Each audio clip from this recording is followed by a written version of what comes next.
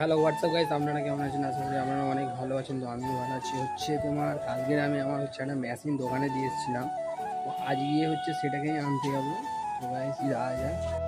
তো hello guys, একজন আসবে, ঠিক আছে? একজনের জন্য আমি অপেক্ষা করছি। সে আসলে তারপরে আমরা যাবো। সে এখন আসলে দেখা যাক সে কখন আসে। A few moments later.